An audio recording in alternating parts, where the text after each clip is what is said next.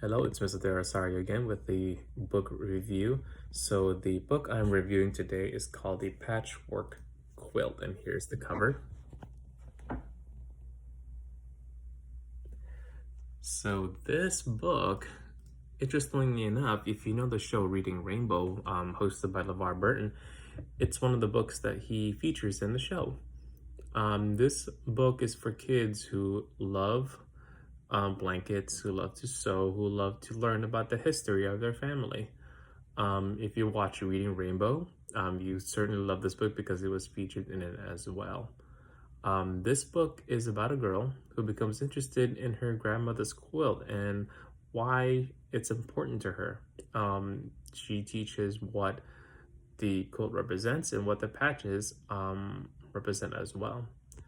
So here are the few questions to keep yourself engaged with this book. So first of all, what do you think the story is about by looking at the cover? Simple enough.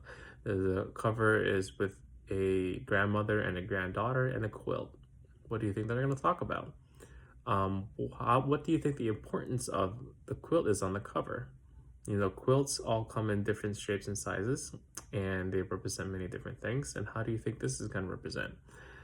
How old do you think the quilt is? So while you're reading the book, I want you to deduce how old this quilt actually is. How important do you think the quilt is to the grandmother? How important do you think it is to uphold its history? After you read the book, ask yourself, what is important to your family? Is there a quilt in your family? Is there anything you'd like to keep as you get older?